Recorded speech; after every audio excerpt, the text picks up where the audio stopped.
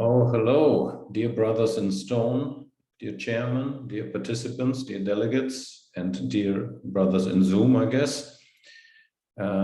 Gives me great pleasure to give this lecture on the memes with my friend Ilya Saltyrov, and allow me to share my screen.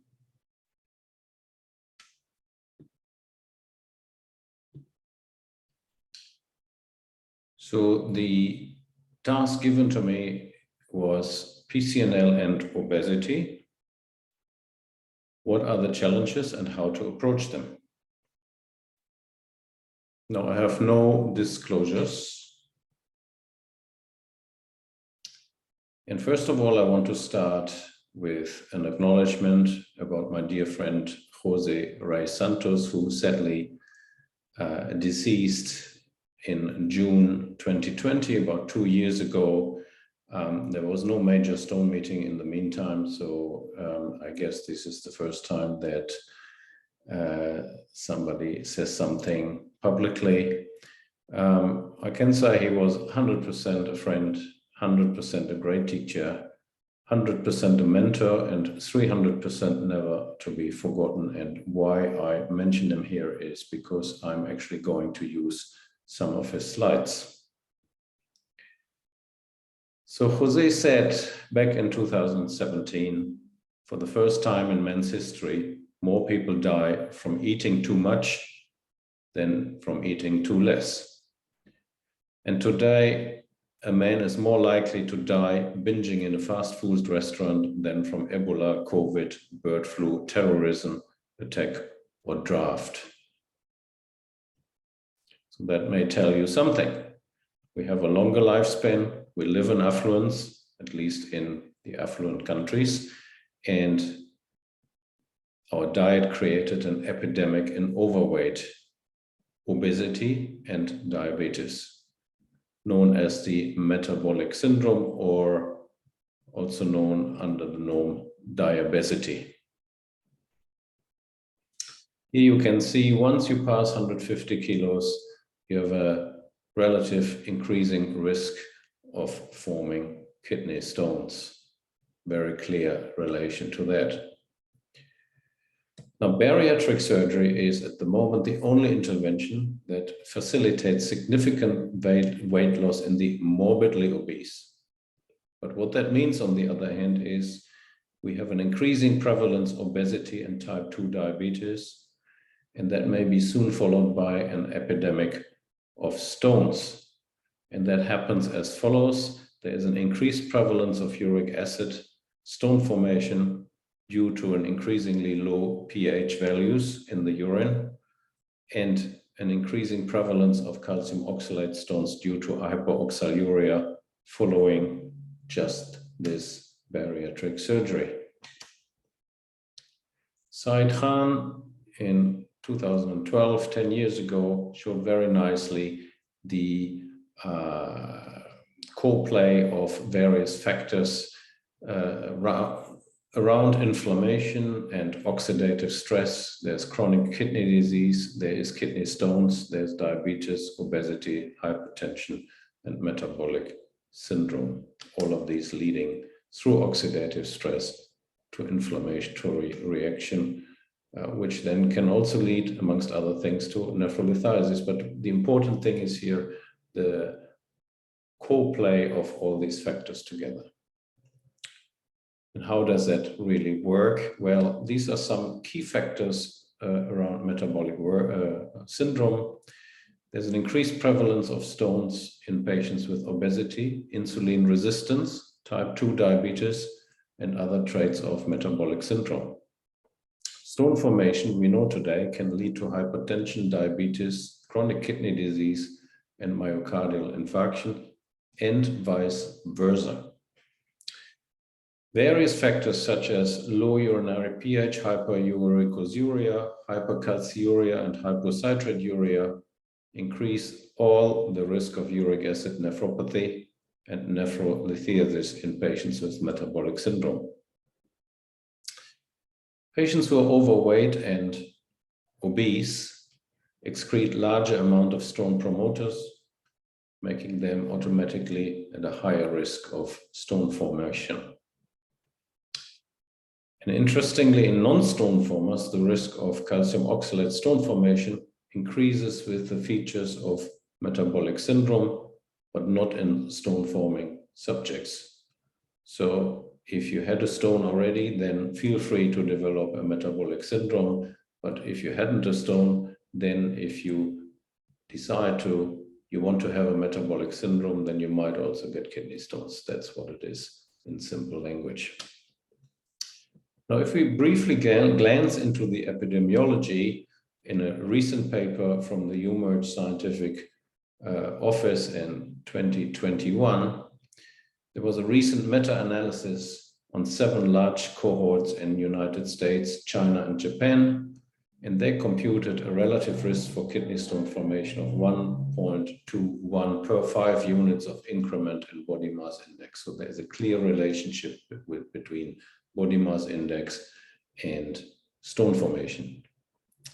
Interestingly, the age-adjusted obesity rate in recurrent stone formers was not higher than the age-adjusted obesity rate of the general population in most countries.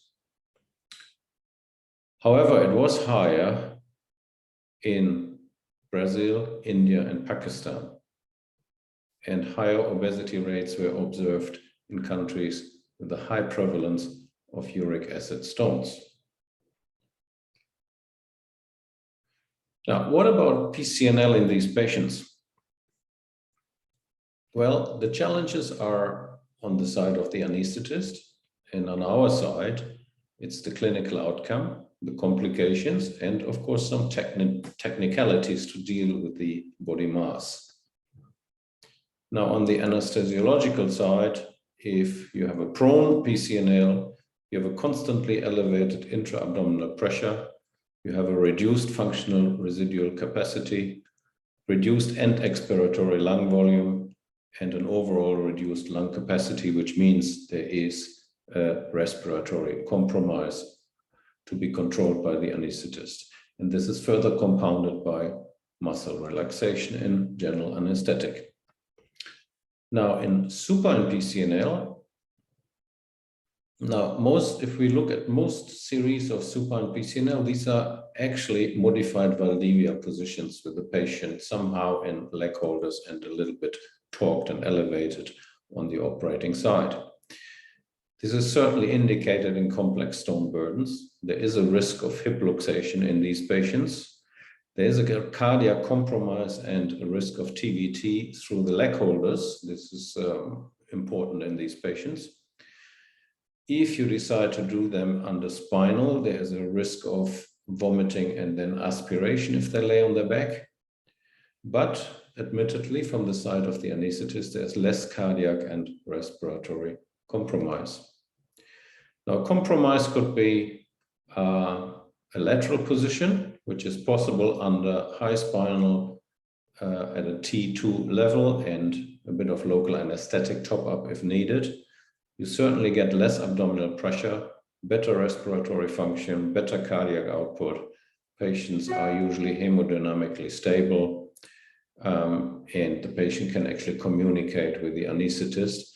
But we published many years ago a series of 30 patients, but this hasn't really been taken up by many surgeons. Now, what about the outcome of PCNL in these morbidly obese patients? Well, on the right side at the bottom, you see all these papers that looked into it, some of them very recent from 2021. All of them say similar clinical outcomes, similar complication rates, similar transfusion rates, similar need for adjuvant treatments. One paper actually says shorter hospitalization rate in the obese, longer operation duration in morbidly obese patients, which is a potential risk factor, of course, and there is a higher radiation dose with an increased BMI. Now, if it comes to complications, the same list, the same papers, similar complication rates, similar transfusion rates, similar need for adjuvant treatment rates. However, in our own series back in London, we had 70% of these morbidly obese patients with cardiovascular problems that ranged from ischemic heart disease, rheumatic heart disease, heart transplant, CVA, aortic aneurysm to carotid stenosis. Half of them had very high or uncontrolled blood pressure. 41% had some sort of respiratory problems, thereof 12% sleep apnea, which is quite a lot in these morbidly obese patients. A third of the patients had diabetes, and almost all of them, namely 90%, had a combination of one or more of these risk factors or comorbidities. There is, in our experience, a longer hospitalization. Historically, it was almost 9 days. And why do these patients stay longer in the hospital? Because they develop complications, not necessarily intraoperatively, but also postoperatively. They need a more intense and prolonged rehabilitation. They might need re-anticoagulation. And usually these patients, many of them are neglected patients. So they need help with resocialization and repatriation through social services and home care. Now, the technical challenges are multiple. First of all, you need to have an appropriate table, and this table should have the appropriate weight tolerance. You might, in really obese patients, need a hoist to handle the patient in the operating theater. The patient positioning is a challenge. You need good padding, restrain fat from falling into the operating field, for example, in lateral or supine position.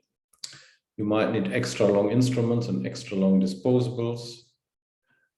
You might cut into the fat, meaning that your unplugged sheet may not reach the kidney, so you may have to do a 5 centimeter incision and spread the fat and sink your unplugged sheet into the fat layer until it is safely in the kidney. Usually then you have to secure your unplugged sheet with strong silk sutures so you can remove it later, otherwise it may disappear in the fat. And of course you will need a quite intense and good resolution imaging to get a good picture in these patients. So in conclusion, PCNL seems to be in obese patients safe and efficient.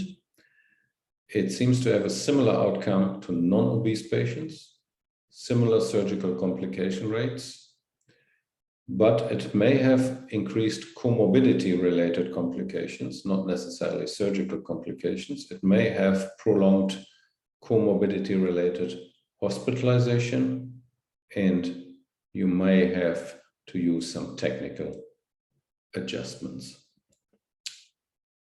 So this brings me to the end, and very soon we will have our ESD meeting on stones in Athens on the 10th and 11th of June 2022, and you are all cordially invited. And I hope to see many of you there, and thank you very much for giving me this opportunity to talk here, and I'm sending my best wishes for a successful meeting from Dubai, sunny Dubai as it is. Thank you very much.